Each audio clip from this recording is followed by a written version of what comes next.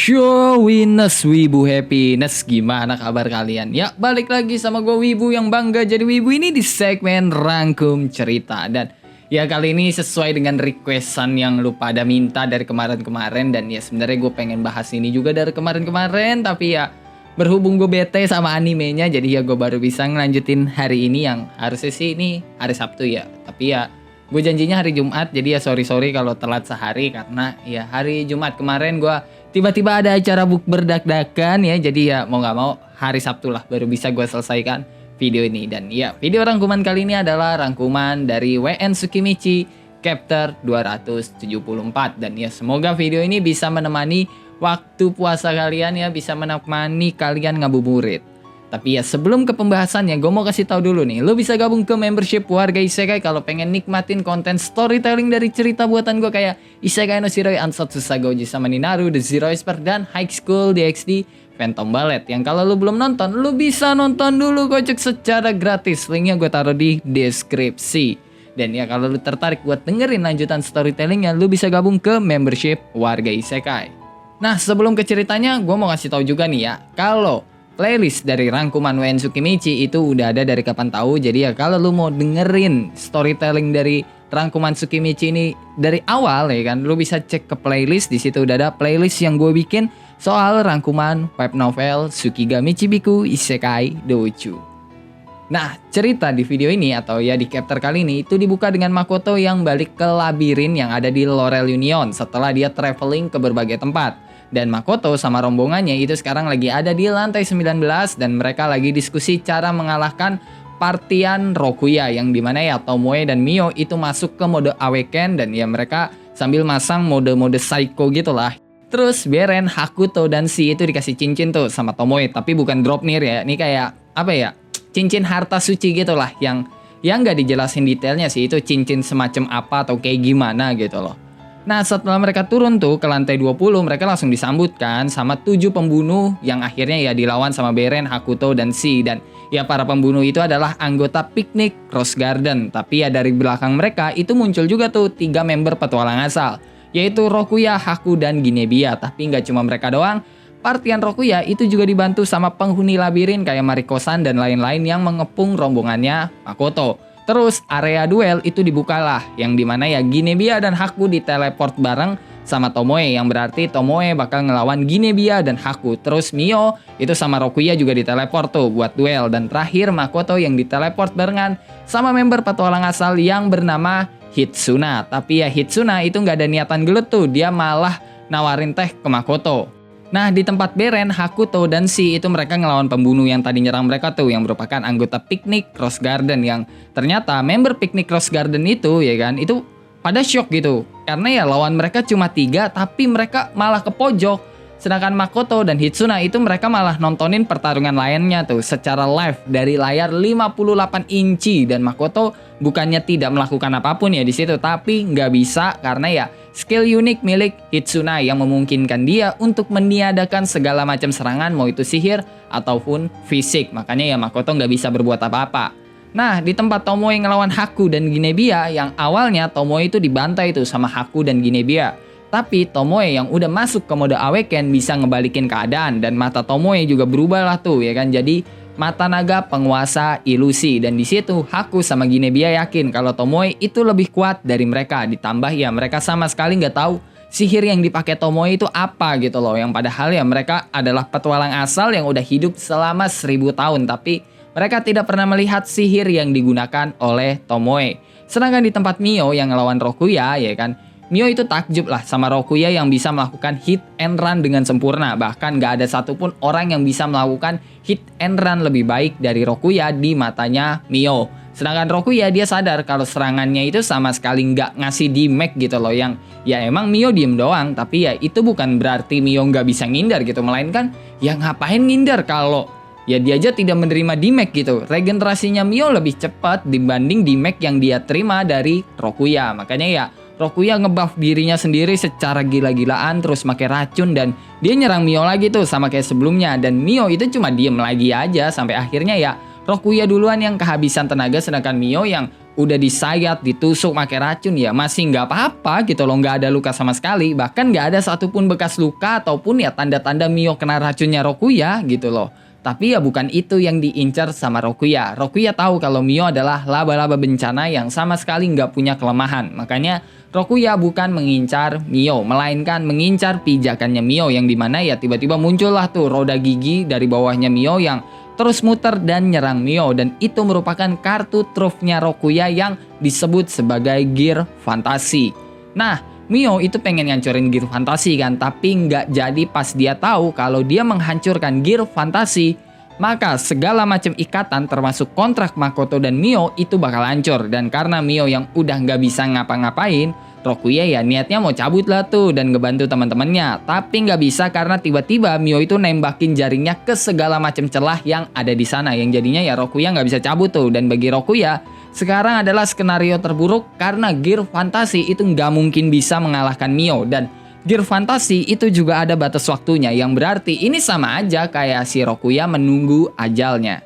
Nah, di tempat Makoto dia ngerasain lah apa yang dirasain Mio. Dan ya Makoto juga udah selesai gitu kan, menganalisis skill dari Hitsuna yang ngebuat ruang anti serangan, yang dimana skill Hitsuna itu hanya efektif dari dalam, tapi dari luar itu lain cerita. Dan pas itu Hitsuna sadar kalau sihir Makoto itu diarahin ke tempat lain. Dan Makoto bilang kalau magic armornya udah bisa keluar dari zona aman atau ya zona skillnya Hitsuna dan menandai lokasi Tomoe dan Mio.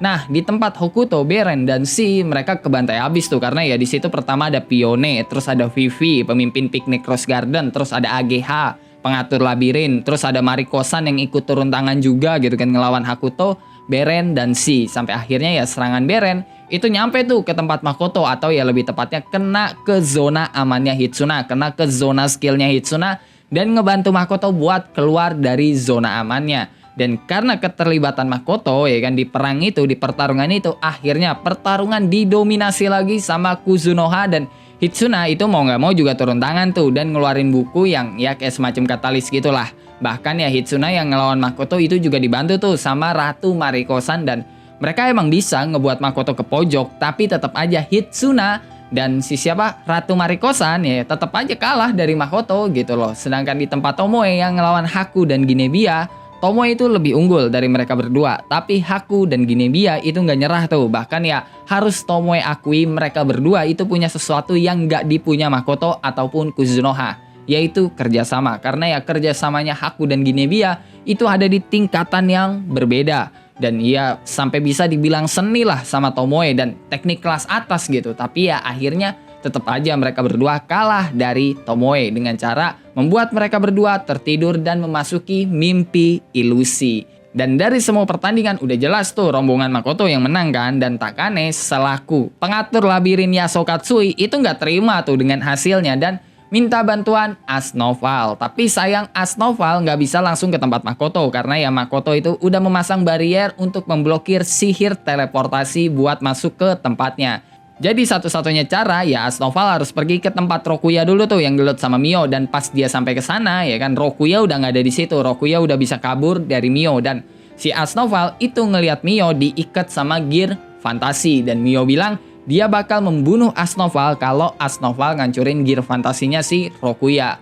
Terus Asnoval bilang dia nggak bakal ngancurin Gear Fantasi itu asalkan Mio mau ngasih tahu lokasi Makoto. Dan ya udah sama Mio dikasih tahu lah tuh lokasinya Makoto. Toh Mio juga pede Makoto bakal menang ya kan.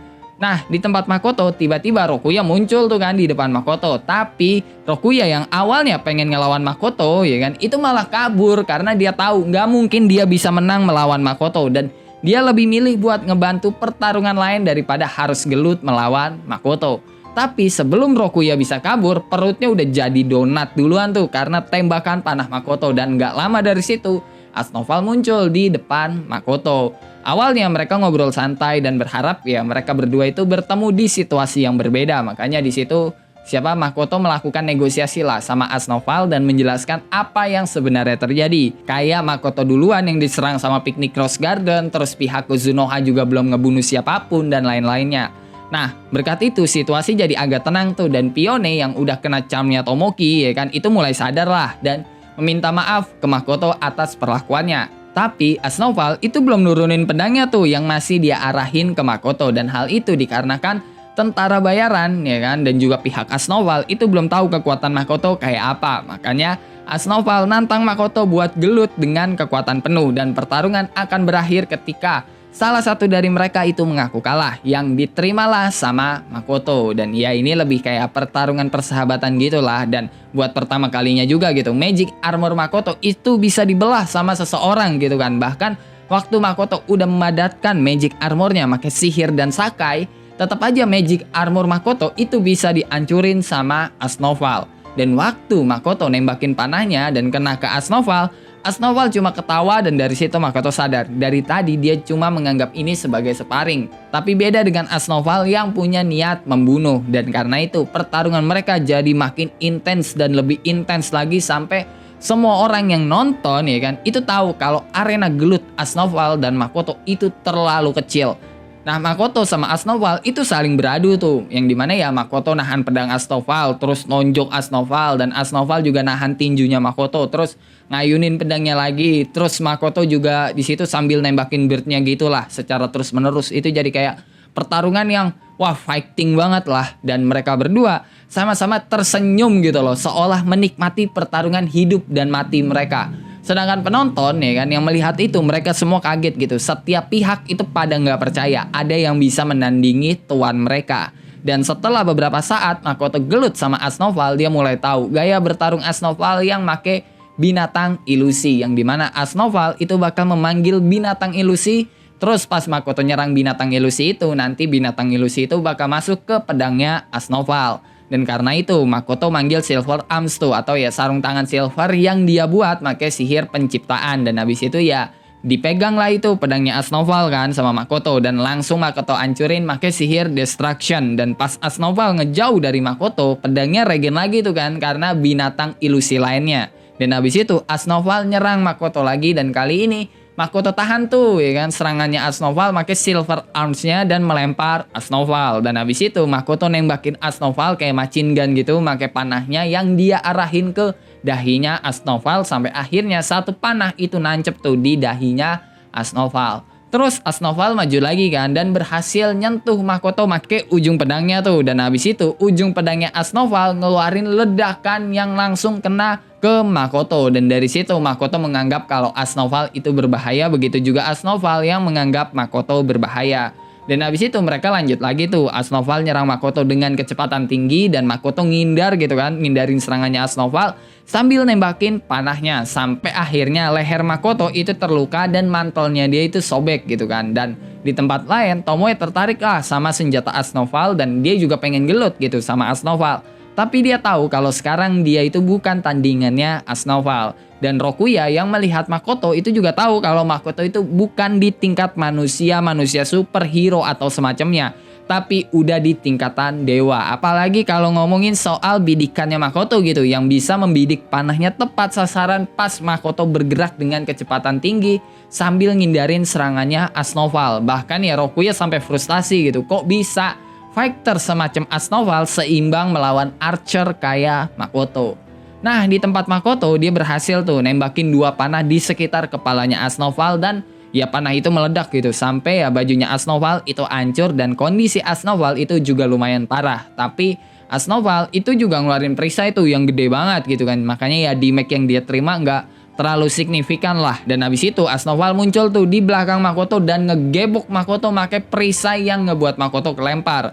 Dan waktu Makoto masih ada di udara gitu kan, Makoto nembakin panahnya lagi tuh sambil ngeluarin magic armornya. Tapi panahnya Makoto itu bisa ditahan sama perisai Asnoval. Walaupun ya sebenarnya perisainya Asnoval itu bisa hancur tuh kalau kena beberapa serangan Makoto lagi. Dan habis itu Asnoval nyerang Makoto lagi tuh yang masih ada di udara, pakai perisainya digebok lagi tuh Makoto dan ngancurin magic armornya Makoto. Tapi Makoto yang kelempar ke bawah itu malah nembakin panahnya dengan postur aneh, dan ya dia nembakinnya pakai kekuatan penuh tuh sampai Asnoval yang ada di udara itu kan gak siap ya kan, dan mustahil juga dia bisa ngindar atau nahan serangan Makoto, yang akhirnya Asnoval itu nyerah dan mengaku kalah, yang bikin penonton kecewa. Ya gue juga kecewa gitu kan. Dan yang lain juga pada bingung gitu, kok bisa Asnoval menyerah gitu loh. Tapi ya semua orang yang nonton itu tahu juga kalau pertarungan Makoto dan Asnoval itu bakal jadi sejarah dan cerita paling keren gitu kan. Karena ya pertarungan dua monster yang gila itu sampai satu labirin jadi arena gitu loh. Dan Tomoe sama Mio itu juga nggak nyangka kalau Makoto itu sampai serius banget dan lebih serius dari waktu melawan Dewa Samal, Dewa Pintu Doraemon itu gitu loh.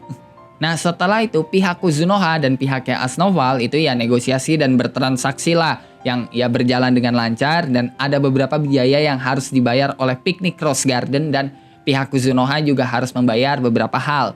Dan setelah negosiasi itu, Asnoval itu membawa Makoto dan Tomoe ke lantai 25 di mana suatu pedang itu tertancap di sana dan itu juga merupakan lokasi terdalam dari Yasuo Katsui serta tempat perbatasan antara hidup dan mati. Nah setelah sampai ke lokasi yang dimaksud sama Asnoval, di situ ada pedang yang ketancap tuh sesuai sama apa yang gue bilang tadi dan Asnoval narik pedang itu gitu kan, yang dimana pedang itu bernama Putri Soiritsu, nama dari salah satu dewi Jepang dan merupakan dewi pemurnian. Habis itu Asnoval ceritalah waktu dia dapat pedang Putri Soiritsu secara paksa ada bencana besar yang terjadi dan yang menghentikan bencana besar itu adalah Ruth. Pada awalnya Asnoval dan petualang asal yang lain itu mengira ya kan kalau Ruth itu setara dengan Dewi Bak, tapi pikiran mereka itu langsung diperbaiki oleh sang naga superior lain yaitu Futsu. Dan abis itu Asnoval bilang dia bakal memperkenalkan Futsu ke Makoto dan Tomoe dengan cara memasuki alam kematian. Dan abis itu Asnoval nancepin lagi tuh pedang Putri Soiritsu ya kan, dan perlahan dunia mereka berubah. Dan oke lah, cukup sampai di sini buat cerita kali ini. Gimana Cuk?